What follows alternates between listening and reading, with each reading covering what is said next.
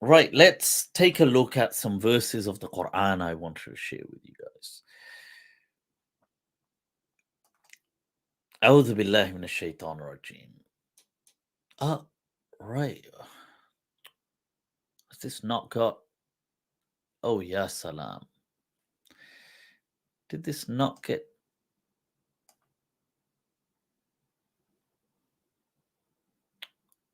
Oh, no, it didn't.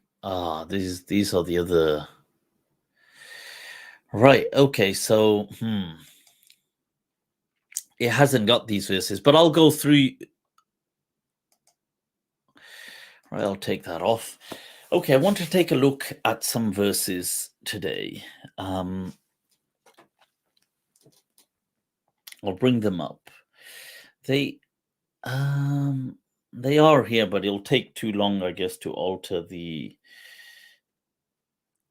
Right. So, in light of the new year, and why the new year, I just want to say this. It's not that the new year is not something special in that sense that it's a religious festival. It's not. And neither is it something sacred in Islam. The reason I say it is it's just a milestone. Okay. Now, if you are going to, so people at a certain point review things. Like the summer might be a time for exams in the UK. September may be the beginning of an academic year. So people may kind of organize their lives. April in the UK is the beginning of a new tax year. So you have to have your accounts submitted and things. So people may organize their year in a particular way. There's nothing wrong with this. This is, we live in the world, we function by the world. So at the beginning of a new year, many people revisit, like, what have I done in the last year? What have I achieved? They do what we call in Arabic muhasaba. And Sayyidina Umar radiallahu anhu would say, Hasibu anfusakum qabla an tuhasabu. That do this self accountability before you are taken to account. And if you can set it whenever, and the new year is an excellent time to do it because people, they feel energized. This is why people have New Year's resolutions. You know what? I've been so lazy last year. This year I'm going to the gym. And they go for a few weeks and the gyms are rampacked. But people say, you know what? This year I'm going to start that business. You know what? This year I'm going to make amends. This year, I think this is, honestly, I think it's amazing and a beautiful opportunity to do that. It's nothing to do with Islam in the sense that it's not a holy month or a holy time of the year. It's nothing religious like that. All it is, Islam always tells you to seize opportunities. So it's an opportunity. That's all it is. Because somebody asked me, isn't this like haram or something? Or I said, why? I said, don't you go by the time? Don't you go by AM PM? Don't you go by 24 hours? Where did you get that? Islam didn't give you these things. These are just, this is function. This is, you live in the world, you go by time, you go by a calendar. It's not something, it's pragmatic functionality. That's what it is. So, in light of that, people are viewing things, they're setting things, and it's a great time to, when you're doing muhasaba, to rewrite that script. So, I've been asked by a few people that what are my thoughts on about on these frequencies or on people attracting what they are.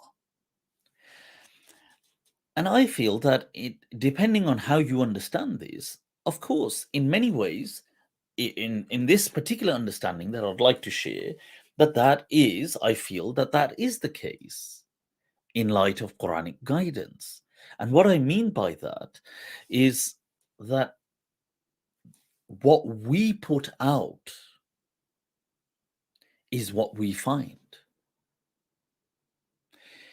If you see the world through a lens of positivity, through a lens of love, compassion, you will find that in the world. If you smile, you will find the world smiling. If you're miserable, grumpy, you're just a hateful person, a hurtful person, you reject many things, you will find things lacking in life. But that is the message of the Quran. Allah says, La in shakartum, you're grateful, I will give. See, you're going to Allah and people, shukr, you are being good to people, you are doing things, Allah is giving. If you all of a sudden Allah mentions in the Quran, so taking a look at, I want to share certain verses. Now there's a verse from Surah Al-A'raf. Now you've got 96. So أعوذ بالله من الشيطان الرجيم ولو أن أهل القرى آمنوا واتقوا. See, if the people of the settlement or of the towns had faith, if only, and faith is that abstract element that it's in there, that positive. If they had faith, واتقوا, and they were mindful of God. See, because once you're mindful of God, by extension, you're mindful of His creation. واتقوا لفتحنا عليهم بركات من السماء والأرض. You see, when you have that positive mindset, when you have this, I want to serve, I want to, what does Allah say? فتحنا عليهم بركات السماء والأرض. That we would have opened blessings, all kinds of blessings. But how? If they had done the action. And what was the action? It was a mindfulness.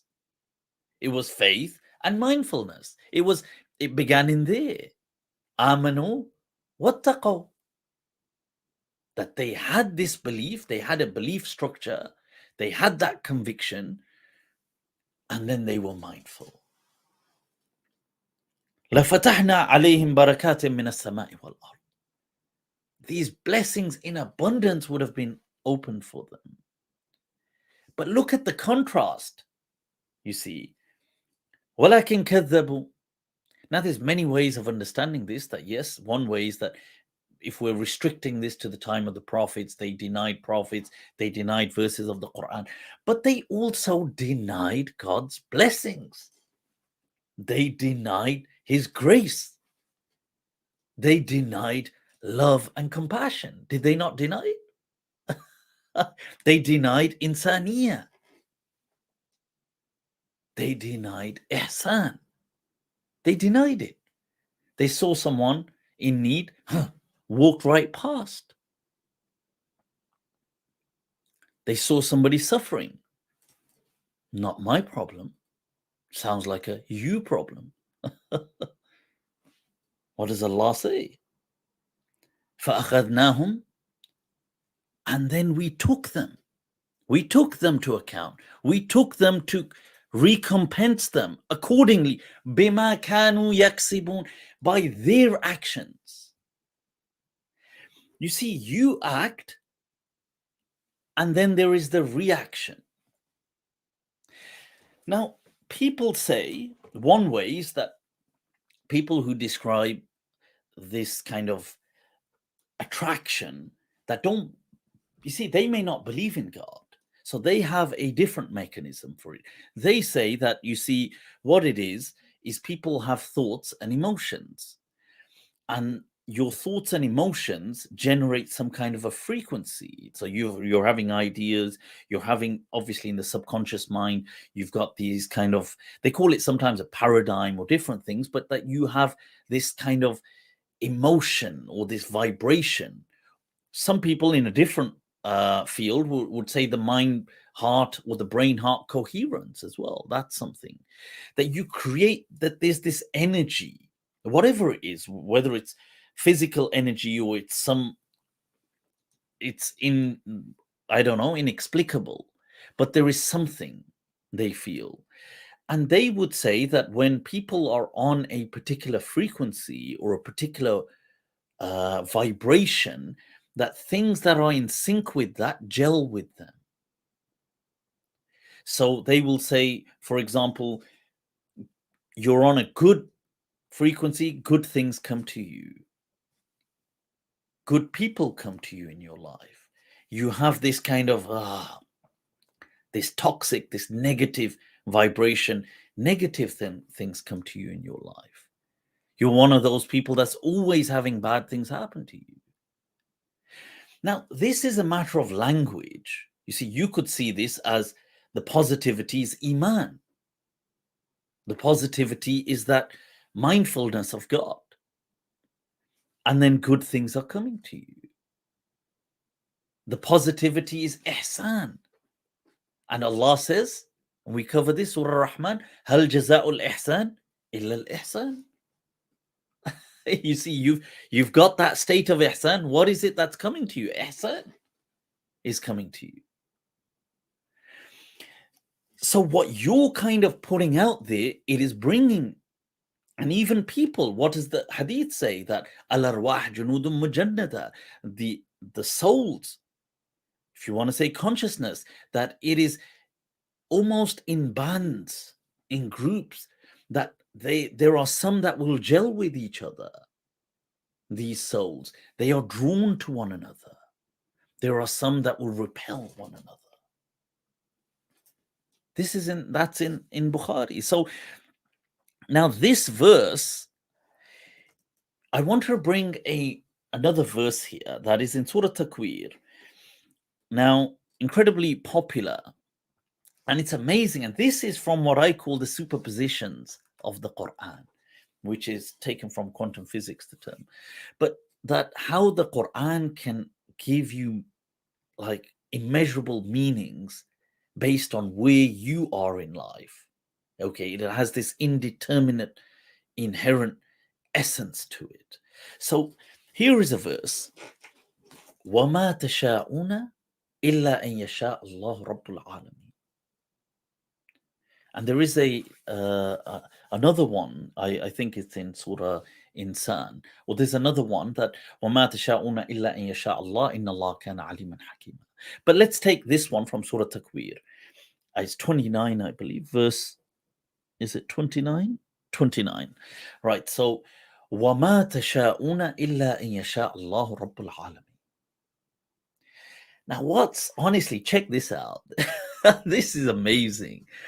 Many people translate this, and this is one of the ways of looking at this verse, is that, look, you do not will something, إِلَّا أَن يَشَاءَ اللَّهُ رَبُّ الْعَالَمِينَ, except that God willed it, or unless, that here they may translate this illa except as saying maybe unless God wills it. So ultimately everything is by the will of God, which ultimately it is.